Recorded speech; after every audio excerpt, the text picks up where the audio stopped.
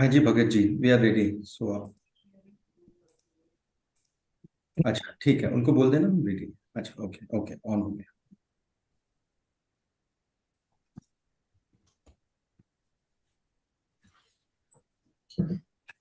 Secretary sir has joined now.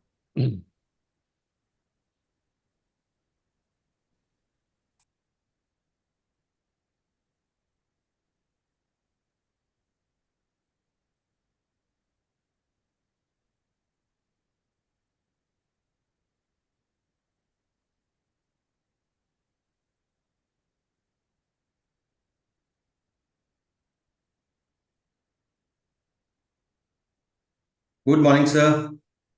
Good morning, sir. Morning.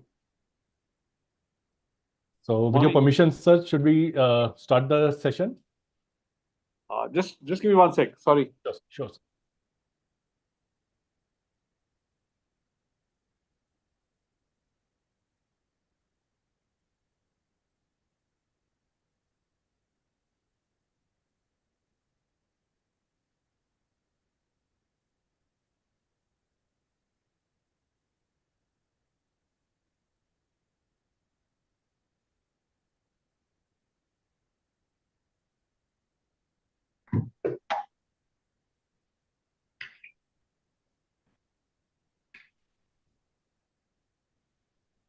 Yes, sir. Tell me. Right, sir. So, good afternoon, everyone. And on behalf of IDSA, I, Chetan Bhardwaj, the General Manager, extend a very warm welcome to Shri Rohit Kumar Singh Ji, Honorable Secretary, Department of Consumer Affairs, as well as all the participants here. And we know Secretary Saab is running short of time, so without wasting any further, I'll request our chairperson, Mr. Vivek Katoch, to give his welcome address and extend a formal welcome to the Secretary Sir and all the participants. Over to you, Mr. Vivek. Thank you, Chetan. Good afternoon, everyone, and very warm welcome. I, Vivek Katoch, Chairman of IDSA, with sheer pleasure and excitement welcome you all to this online interaction with Shri Rohit Kumar Singh Ji. On behalf of Executive Committee, IDSA members, and all the viewers who joined us online through social media, thanks Shri Rohit Singh Ji for sparing his valuable time for this online interaction with industry leader. Mr. Singh doesn't require any introduction, but as a protocol, it's my responsibility to share a brief about Sir. Mr. Singh is 1989 batch IAS officer from Rajasthan cadre, and after graduating in electrical engineering from IIT Banaras Hindu University, he completed Masters in Computer Engineering from Clarkson University, New York, another Masters from Harvard University in Management and Public Policy. At IIT BHU, he received the Director's Outstanding Merit Award. At Harvard, he was honored as Lucius and Littore Fellow 2004 for outstanding academic performance and commitment to public service. Shri Rohitji worked extensively in state government with Rajasthan and Government of India across sectors like medical and health, finance, info, rural and urban development, and taxation. He led the government initiative of reviving public-private partnership in national highway via key policies intervention like the hybrid NVT model through appropriate risk allocation among the public-private partners. He's also successfully led the initiative of assets recycle of public-funded national highways toll operate transfer model that resulted in one of the largest FDI in highways sector amounting to USD 1.5 billion, one of the first successful asset monetization in India. As additional Chief Secretary of Department of Medical Health and Family Welfare in Rajasthan, during the first wave of COVID-19 in the year 2020, he developed and deployed the Bhilwala model of ruthless containment to successfully manage the COVID upsurge in rural and urban hotspots across Rajasthan. Needless to mention, Sir is instrumental in bringing much needed definition network of sellers. And I'm very confident, sir, that soon we will add that word multi-layer in the definition of network of seller to remove any ambiguity or uncertainty in future. Sir, Ram मंदिर बन गया है, मूर्ति आ गई है. By this word multi-layer, प्राण प्रतिष्ठा भी हो जाए तो it will be good for everyone. And everyone, we are very fortunate to have such a dynamic leader who's constantly spearheading the drive of consumerism in India. The various rules and regulation by the department over last few years have been ensured that the right of the consumer shall remain protected and promoted. Sir, as you are aware that direct selling is not about the product or transaction, it's about relationships. It's about the connection we forge with each other, the opportunity we create, and the lives we impact. But beyond the business aspect, let's remember the deeper meaning behind what exactly we do. Direct selling is about empowering people. It's about giving individuals the tools, the opportunity to take control of their destinies, to achieve their dreams, and to create better future for themselves and their loved one. Whether you are a seasoned entrepreneur or just started your journey in direct selling, there is something here for everyone. From innovative products to cutting-edge strategies, from inspirational stories to practical advice.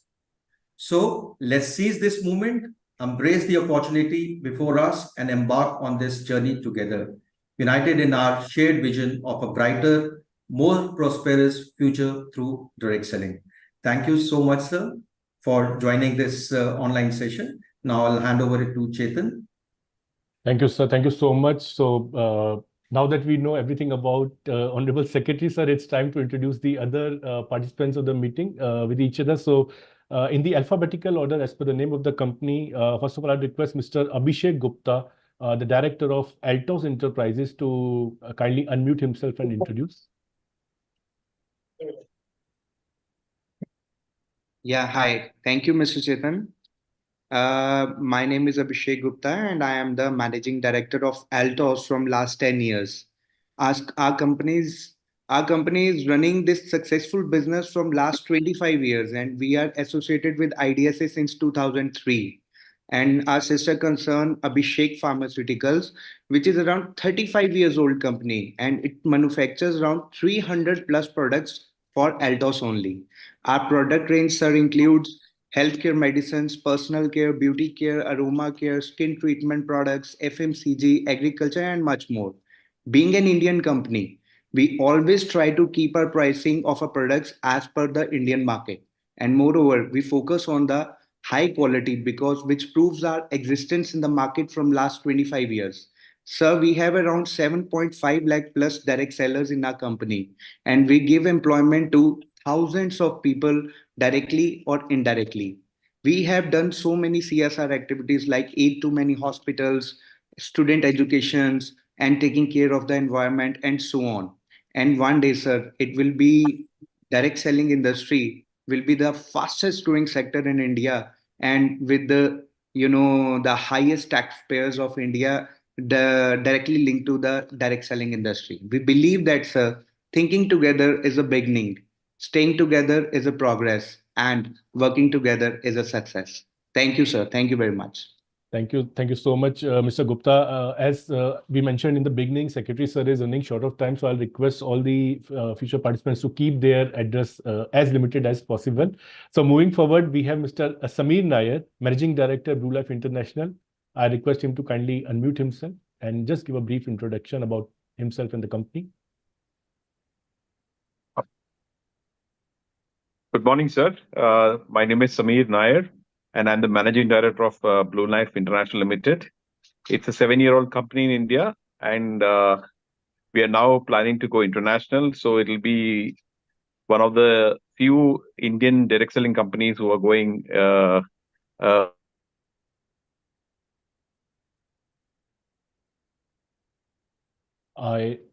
I think there's some issue with the connection at his end. So we'll move on to Mr. K.M. Rafiq. He's the International Marketing Director for DXN Marketing India. I'll request him to unmute himself. Mr. Rafiq, over to you. Hello, good morning, sir. This is Rafiq representing DXN Marketing India Private Limited. DXN is a 25 years old company started in 1919 year dealing with Ayurvedic health food supplements, personal care, beverage, and home care. And in India, we have distributors consist of around 18 lakh direct selling distributors. And globally, we have around 1.6 crores of distributors. And DXN is a very strong very strong in the manufacturing presence in India. We have 2 well-equipped factories in Himachal, 2 in Pondicherry, and 2 cultivation land in Odisha. Recently, DXN has additionally invested 400 crores in a brand new manufacturing facility in Telangana, in a place called Siddipet, sprawling in around 50 acres of land. As of now, DXN and its factory is employing around 450 direct staff and 800 contract-based staffs. Additionally, our operations provide indirect employment to additional around 300 individuals. And DXN also plays a very vital role in CSR activity with the organization called SIF, Sunyati International Foundation. And DXN plays a very vital role in socio-economic development of the farmers, because DXN trained the farmers nearby our manufacturing facility, and we buy the raw material from them with the buyback guarantee. So we believe DXN, it's not only delivering the quality product, but also making a positive impact on the society. We are proud on the initiation of the Government of India and IDSA on its involvement in focusing on the industry and its true spirit. So thank you. Thank you so much, Mr. Rafiq. Moving on, we have Mr. Shishir Jha, Country Head for 4Life Research India. Over to you, Shishir sir. Thank you, Chetan, and thank you, Ms. Singh, for joining us. We thank you for the support and guidance that we are getting from you. Ms. Singh, I represent 4Life. We are a US-based immune science company, and we operate in over 70 countries. If I have to talk about my organization, our foundation is based on 4 pillars, and these are science, success, service, and satisfaction. The science part is definitely reflected in our product line, because we are focused on creating a niche for immune system products globally, and we are well recognized in this field. So our product line in India does consist of our transfer factor science, which is patented and a very unique product that is designed to make our immune systems not only strong, but intelligent. The good thing to say is, while we have been in the globe for 25 years, in India, we have been there for 15 years. And when we started our operations, most of the products were imported. But now, as we progress, we have certified manufacturers, and we manufacture about 80% of our products within country.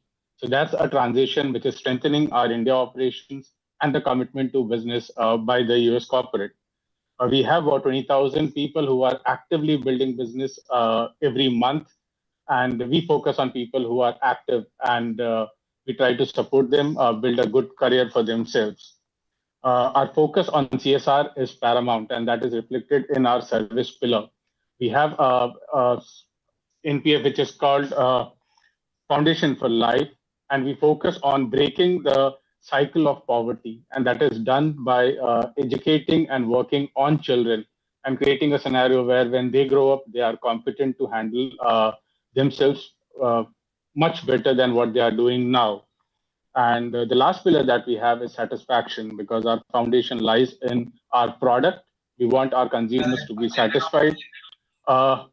We are very consistent with our policies, because this is a business of entrepreneurship. And I think our corporate job is to provide a healthy and safe environment. And that is what we focus on. And lastly, we focus on our products, which are futuristic and science-based differentiated products.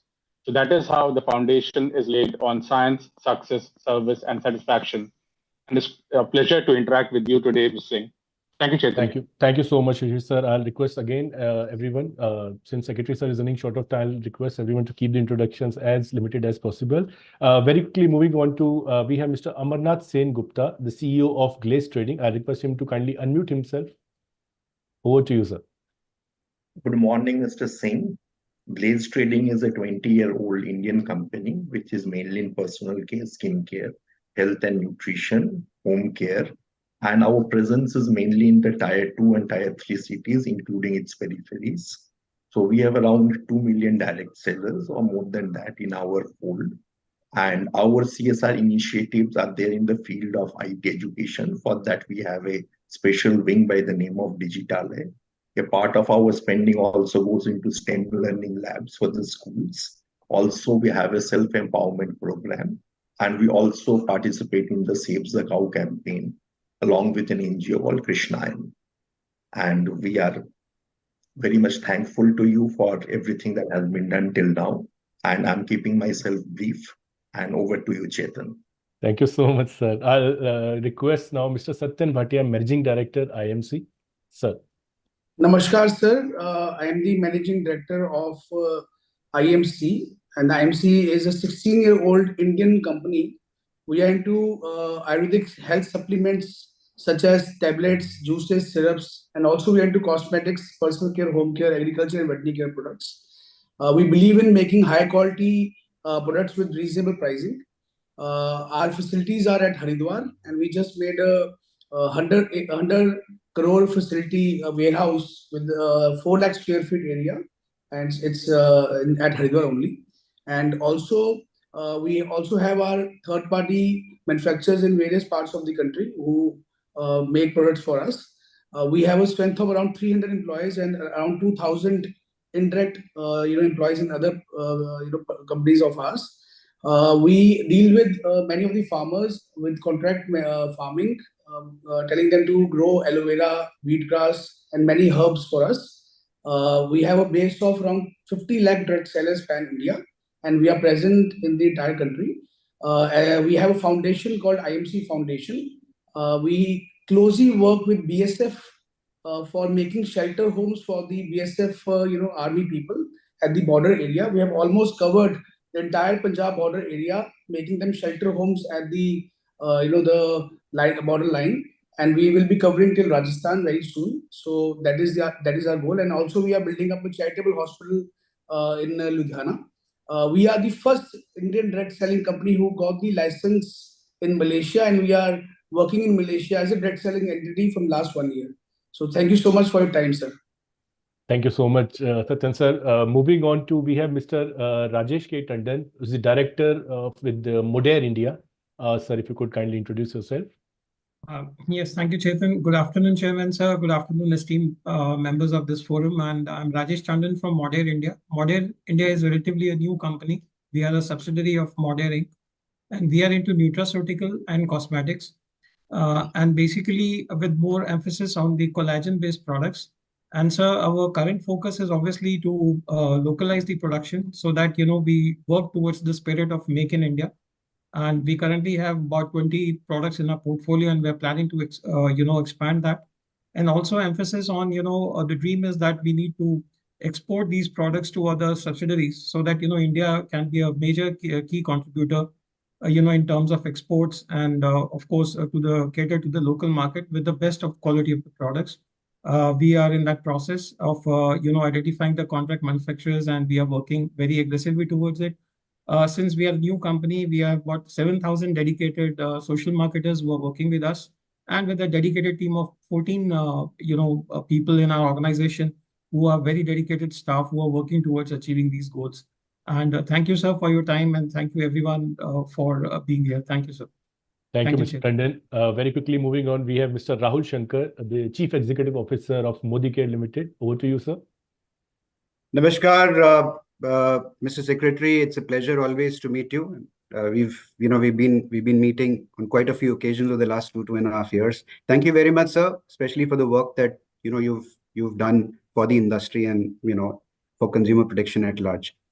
So I represent this company, Modicare Limited, which is truly a Bharatiya company. We are now going to complete about 28 years in 2024. And I'm very proud to say that this is perhaps one of the pioneers in the direct selling industry. When a lot of multinational companies were looking at India as an opportunity, our founder, Mr. Samir Modi, spotted that, and part of the Modi Enterprises, as you would know, and he spotted this opportunity not to make money or profit, but opportunity to change the face of India. And with that vision, for almost 20 years, the group, did not make money, but, kept serving the nation. And 1996, we started, and we've now got a base of more than 60 lakh direct sellers, which is really a phenomenal number. And the way this has really grown over the last 5 to 7 years, particularly, is truly exponential. We've got 15 product categories, sir, and this ranges all the way from nutraceuticals, personal care, food and beverages, home care, agri, color cosmetics, so on and so forth.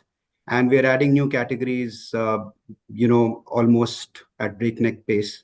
We've got 100 manufacturing units across the country, mostly within India. We also source from some factories outside of India, and we're moving 100% indigenous over the next few quarters. So over 100 factories we source from, sir. We also run a foundation called Modi Care Foundation, which is again in the service of education for the girl child. And we've got plenty of work that we've done, sir. We'll send you a representation of that separately. I don't want to talk about all of that here.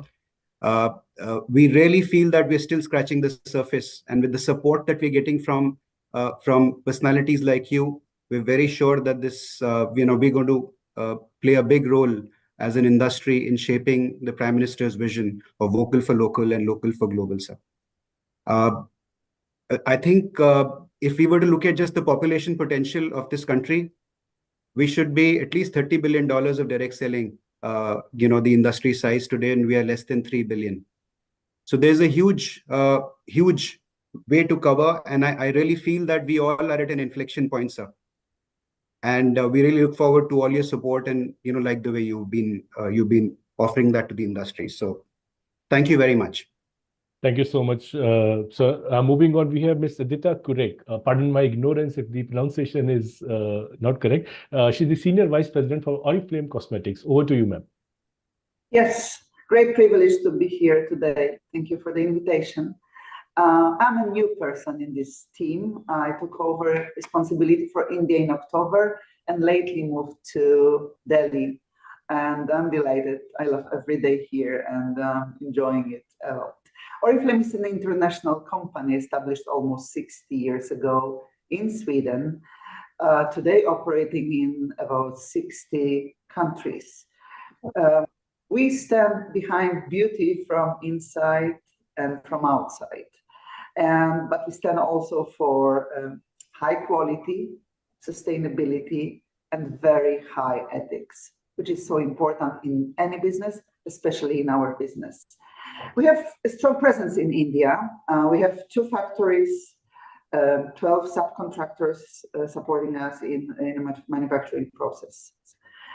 We are providing employment to almost 600 people directly and 2,000 indirectly. We have also hundreds of thousands of brand partners who use our products and offer our products and build their little businesses on daily basis. We care about community. This is why we have many initiatives here. One of them is girls' child education. So important because we are so much about empowering women, making them feel comfortable, making them feel part of the family, also from the providing income perspective. Yes, I bring to Oriflame almost 20 years of experience in more than 14 countries. So I hope together with my team, we'll make Oriflame India big and proud, and we will do it the way that India as a country will benefit from it a lot. Thank you. Thank you so much. Moving on, we have Ms. Seema Vishal. She's the Director and Head Office of PM International India. Over to you, ma'am. Good afternoon, everybody. Many thanks, Secretary Sir, for having us here and giving us time. I'll keep it very brief. I take care of the India operations for a $3 billion USD company, and we are into nutrition. And we firmly believe, the way forward to building healthy lives is through nutrition. And if I can give you a very small instance here, is that if for vitamin C, currently we will need to take 8 oranges to have the daily dosage of vitamin C. And I'm sure none of us can do it, and most of us cannot even afford it. So nutrition is the way forward for healthy lives, and PM International is mainly into nutrition. 95% of our sales come from 3 core products. And we are not very old in the system. We are in India for last 6-7 years, but globally we are there for last 30 years. And we are we feel very proud to be working with World Vision, wherein we support health and education for children worldwide. And we have 550 children sponsored in India through World Vision in the state of Bihar and Uttar Pradesh. Thank you so much. Thank you so much, Seema ma'am. And we are now moving to Mr. Vikas Verma, country head for TNS India. Hi, good afternoon, everyone. And thank you very much, Rohit Singh ji, and welcome you, sir. I am Vikas Verma, representing TNS. It's a China-based multinational company. And we have a presence almost 110 countries. And in India, we are operating from last 22 years. From 2002, we have a presence in India. Almost we have around 6 branches, 6 our own offices, 120 franchisee stores we have, and we are a member of UN also. Our product line is food supplements. We have a healthcare products, we have a personal care products, we have a home care products, and the most important, the unique part is we have equipment based on blood circulation, like acupuncture and acupressure based therapies, because we belongs to China company and that's a China tradition. So we have some unique equipments.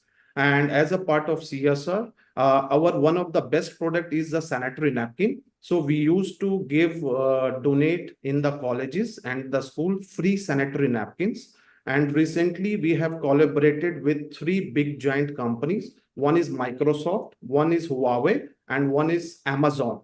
So we recently collaborate with 3 companies. That's all, sir. Thank you very much. Thank you so much. So that's all from the industry participants who are here. Very quickly, Vivek Katot, Chairman, sir, has already had an introduction in the beginning. We have Mr. Harish Pant. He is representing Herbalife as well as he is the Vice Chairman of IDSA. Sir, if you could quickly introduce yourself as well. Thank you, Chetan. Namaskar, sir. I am Harish Pant from Herbalife. We are based out of Bangalore, so we are present in 95 countries. In India, we are into wellness category, so our product line includes weight management products as well. We have a state-of-art R&D center in India as well, based off Bangalore, which is the there are only 8 R&D centers across the world. So India is one of them. Apart from that, we have 6 lakh plus distributors, direct sellers registered with us. Apart from that, we have more than 10 lakhs this is a volume of customer to whom we cater. We have 4 contract manufacturing facilities within country, and as far as CSR activities are concerned, all across country we are running our CSR projects, which is mainly focused on women and child development. So that's all about Herbalife. Over to you, Chetan. Thank you, sir. We have just been joined by Mr. Vishal Tibrewal. He's the Chief Operating and Financial Officer for Forever Living Products. Sir, if you could very quickly introduce yourself. Sure, Chetan. Good afternoon, everyone. This is Vishal Tibrewal. As Chetan already said, I'm from Forever Living Products. Forever Living Products is basically an American direct selling company. We are majorly into India in the health nutrition sector. We are importing our products from USA and few other countries, and now we're actively looking for manufacturing in India as well. Thank you. Thank you. Thank you so much, Vishal, sir.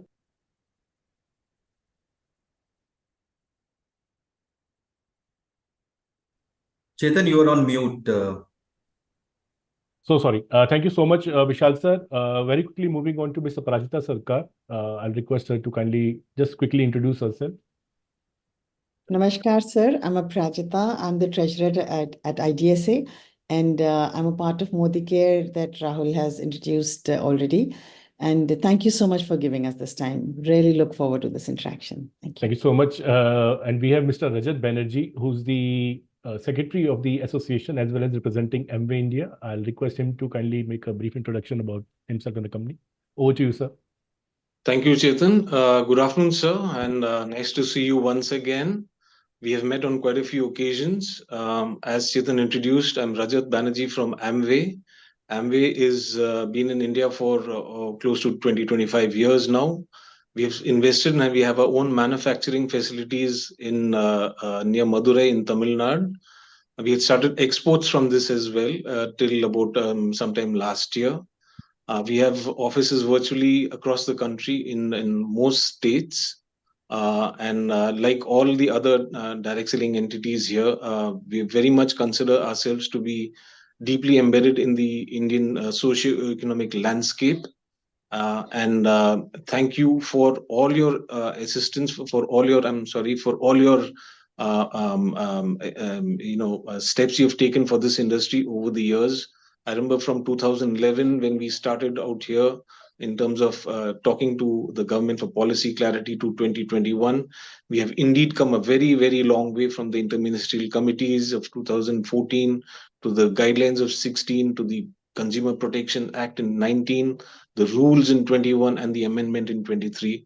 So from our side, I extend our gratitude towards you and look forward to a continued partnership. Thank you, Chetan. Thank you so much, sir. With this, we have come to an end to this section wherein we have introduced all the participants. Though we had prepared a small presentation on the numbers for the Indian direct selling industry, but I think since Secretary Sir is running short of time, maybe we could skip that part, and that's best for some other time. Sir, in a few minutes, maybe Chetan can quickly, like 5 to 7 minutes for the presentation, followed by your session and question and answer after that. Sure, sir, sure. So I'll just very quickly open the presentation. I hope it's visible to everyone. Yes, Chetan. Very quickly, sir, about IDSA. We are a part of the World Federation of Direct Selling Associations, which is headquartered in Washington, D.C., USA. Since IDSA is a part of World Federation, we get access to best knowledge sharing and best practices from around the world, which we try to incorporate here in Indian scenario as well. Very quickly, how the global direct selling industry has performed for the year 2022.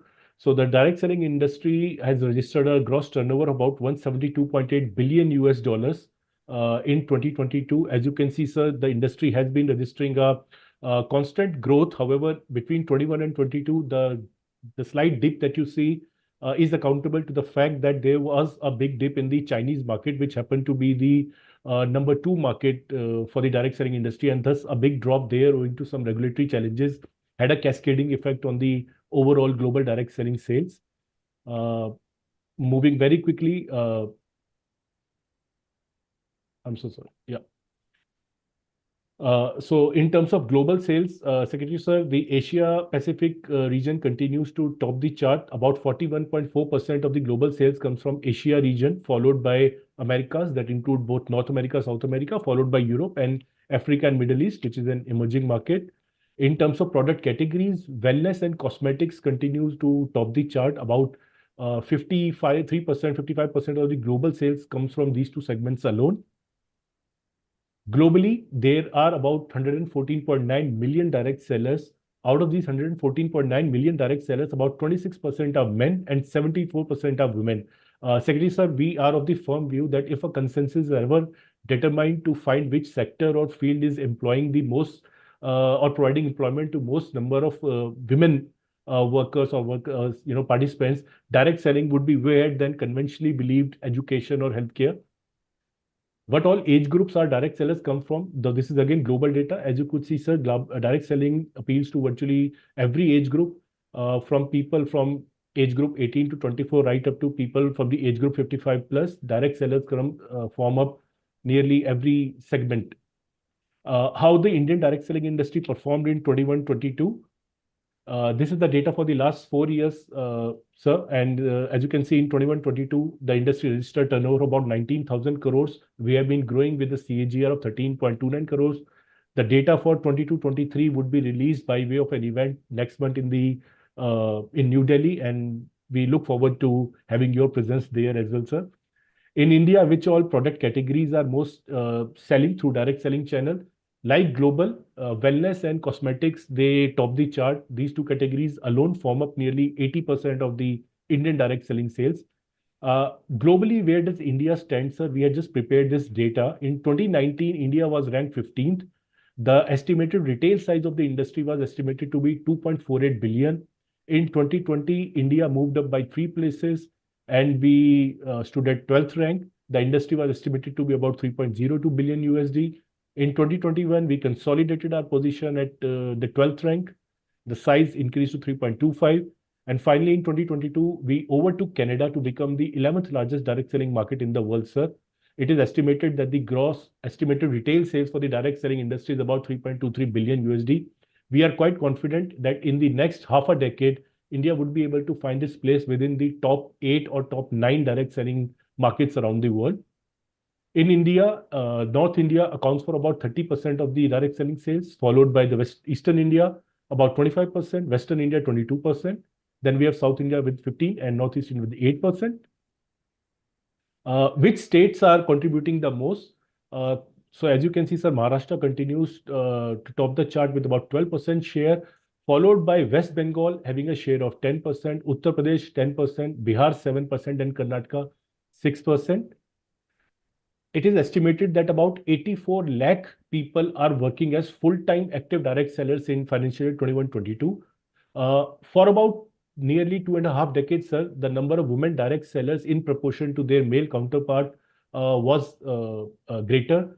In about 2017-18, the ratio was about 49% were men and 51% were women direct sellers. In 2018-19, the ratio kind of become equal. So we had roughly equal male and women direct sellers. In 21-22, there are about 56% men direct sellers and about 44% women direct sellers. So this is a shift from the global trend which we are observing here in India. But this just goes on to prove that direct selling is now fast becoming the main source of income for a household instead of it being treated as an additional source of income. So with this, we conclude our presentations, and I would now request Honorable Secretary Sir to kindly address the gathering here, and after that we'll quickly take a Q&A session before concluding the discussion. Over to you, Secretary Sir. So good afternoon. Very happy to be here, and thanks for all the information. It was very enlightening to know about the magnitude of the industry in terms of employment and volumes and for the government, the GST. So it's all good as far as that is concerned. But I think if I may be allowed to be frank, and no hard feelings here, your industry has a major perception issue, which you need to sort out. And whenever I speak to anyone who does not know this industry, as intensely as probably we do now, there is an, let me draw a parallel. This is like online gaming. So while online gaming, is legal and it is permitted, and government as India is supposedly getting our tech prowess, then we want to promote this as an industry. But then there is online gambling. So there's a very thin line between online gaming and online gambling. There are definitional issues. There are various court cases pending in various courts in India at High Court, Supreme Court level. What is a game of chance? What is game of skill? So I think there's a parallel here, and you as an industry need to really work on clarifying many issues, not just to the regulators like the government, but also to people. It is very heartening to see the numbers, especially the number of women that are getting their livelihoods from here, as it was told to us, and not just additional income, but maybe primary source of livelihood. So you have to come clean on what exactly you stand for. And I think since I deal with this ecosystem of consumer affairs and consumer protection, we focus on disclosure. Whether it's disclosure to the consumer, whether it's disclosure to the outside world, whether it's disclosure to the regulator. So I think there is a disclosure issue also with your industry. And unless you very consciously and deliberately work on it, that perception is not going to go. So my advice, and it's a very friendly advice to the industry, is your disclosure should be, crisp, clean as to what you stand for. For example, I saw a huge number on, wellness and nutraceuticals, and somebody gave an example of eating 10 oranges and, not able to afford, so you just pop a vitamin C pill. Now, these are some things, and we already have our guidelines in terms of health and wellness influencers. So there also we have said, if you are pushing a product as a health product, then you need to disclose as to what is your qualification, is there a study, where are you coming from? So things like that, instead of just, peddling nutraceuticals as nutraceuticals, there has to be a scientific basis. Somebody talked about acupressure and acupuncture, being having originated in China. Of course, it works, but if it is, more based on information, facts, scientific studies, other objective information, then it is also going to give a further comfort level to the consumer and also comfort to the regulator that nobody is being taken for a ride. That is one part. The other part is, that which I refer to in the online gaming parallel, that the perception and the mix-up that you have with the Ponzi schemes. Now, of course, there is a difference between what is just for subscription and where actually a good or a service is being sold. So I think as an industry, you need to, help us clarify this to the world. And we have definition issues. And let me introduce my bright colleague here. Varuni is a lawyer and she works with us, and she works on many things, but specifically she's an expert on the direct selling rules and regulations. So I was, just referring to her on the multi-layered thing, and she showed me a response that has come from the finance ministry and how, things are getting mixed up there. So my advice is that please work more on disclosure. You're a big industry, big in numbers in terms of how many people are employed, what is the turnover, how much GST are you paying, thereby contributing to the economy. But then on the regulatory side, let's have further clarity. Let's have let's have a clear distinction between the Ponzi schemes and your model of selling, and then we are good. So help us do it, but don't overdo it also. So let's be very clear, because regulation is a very tricky thing. You can make or break a business by small twist in regulation. So you must realize that while on the one hand we are totally committed to the ease of doing business and to facilitate the good, and good I say within quotes, good business in India, but we are also here to protect the consumer against the bad business. Nobody will be permitted to take the consumer for a ride, unless of course you are Uber and Ola. There you can take anybody for a ride, but businesses like and not just yours, so we work, Varuni and I work on unfair trading practices, misleading advertisements, greenwashing. Now we are looking at AI washing. So why are we doing all this? Just so that consumer is very well informed as to where is the line. Even in this advertising thing, we are going to have a session in Mumbai next week on what is brand extension and what is surrogate advertising. Where is the line? I mean, if you want to have a prime time advertisement on television on 8 p.m. CDs, please tell us, how many CDs have you sold in last quarter and who's using CDs now? So issues like that. I mean, you can't be allowed to mislead the consumer. Right. So that is the overall context. But if you are doing a good, reasonable business with reasonable profits, of course we are with you. But if you're taking the system for a ride or taking the consumer for a ride, then we'll come after you. I mean, that much I can promise. Thank you very much. Thank you so much, sir. And I'm sure all of us have taken our notes and we'll try to follow it to the teeth. And so, sir, before the session, when we communicated that we are going to have this session with you, so we actually received about 4 requests to discuss or some specific issues pertaining to the direct selling rule. So very quickly, we'll take up one by one. So we'll start with Mr. Rahul Shankar, CEO of Modicare. Sir, over to you. Namaskar once again, sir. And I think the question that I was going to raise, and there's a question that came from the field, it's already been, I think, touched upon a couple of times. One by Mr. Vivek Katoch when he made, then the other was by you yourself, sir, just a while back. This is about including the word multi-layered in the definition of network of direct sellers. And I think Vivek put it very, very well, I must say.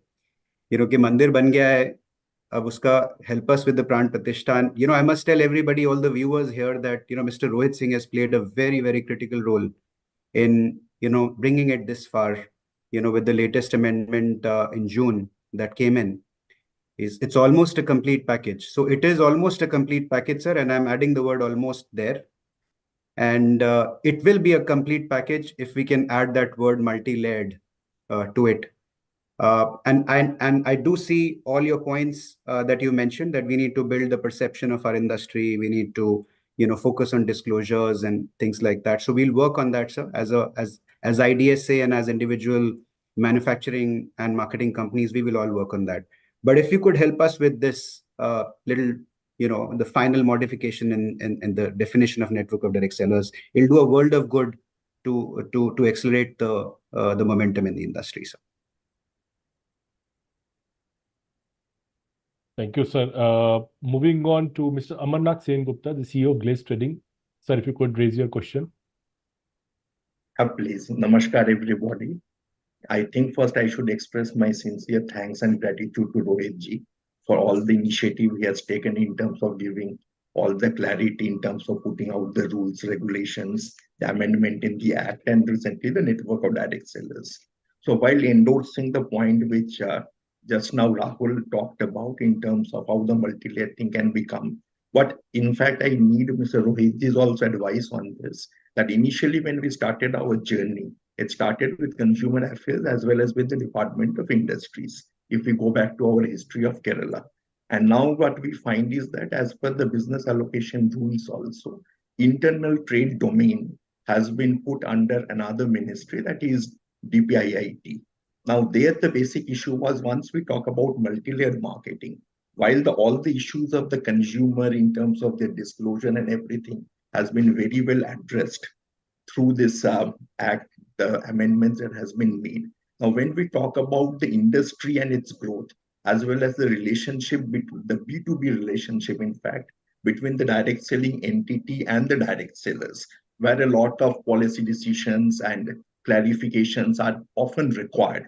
In fact, when we try to distinguish ourselves from the wrongdoers, the example you gave about gaming and gambling.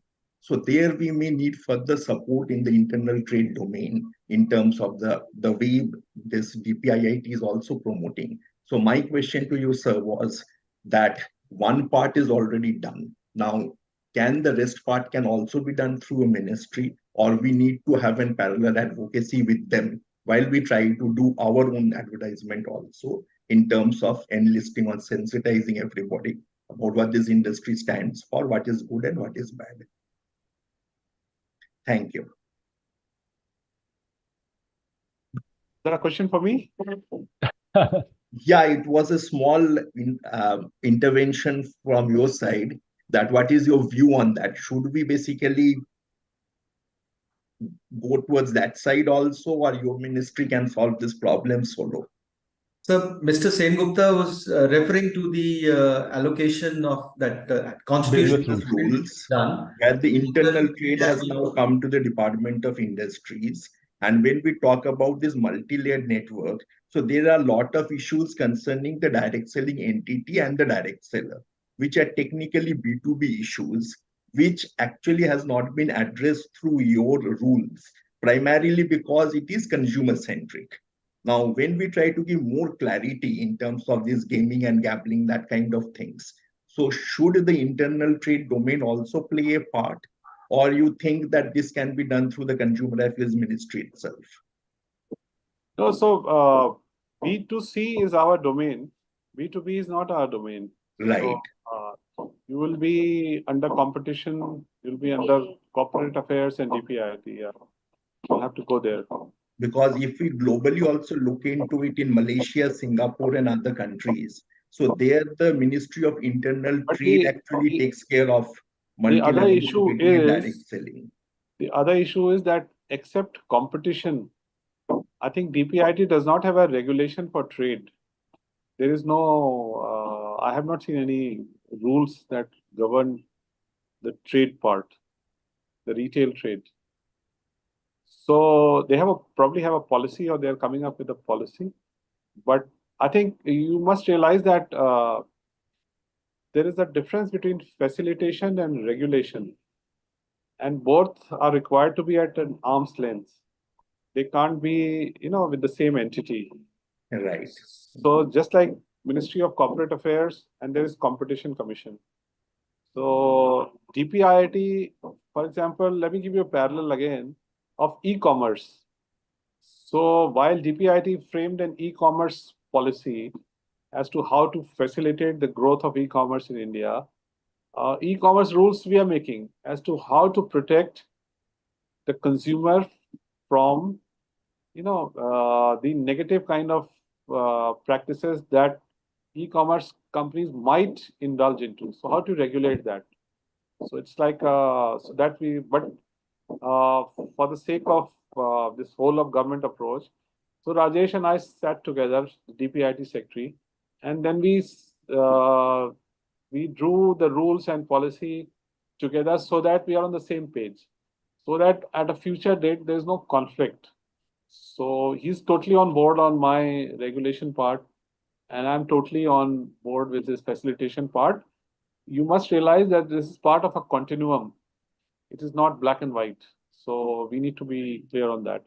But I don't have too much time now. I have another meeting on food inflation, which is very important to all of you, which is already started. So I will move, but Varuni and I will probably sit again today and look at the whole multi-layered business, right? Thank you very much for making me part of this conversation. Thank you. Thank you so much. So you can quickly take a screenshot as a group photo. Just allow me, sir. Don't worry, we are recording it for future, so that you don't change your stand. All that numbers that you are flaunting on CSR, we have on the record now. So let us check. Absolutely, sir. And your support on the definition changes, multi-layer network. It's all. And Pratishtha has to be done, sir. And my warning that if you cross the line, we'll come after you. That is also on record. Totally on board. That is definitely there. We love to have it. Thank you very much. Bye. Take care. Thank you, sir. Thank you. Bye, sir. Thank you. Bye. Thank you. Sir. Thank you very much, sir. Bye. Thank you.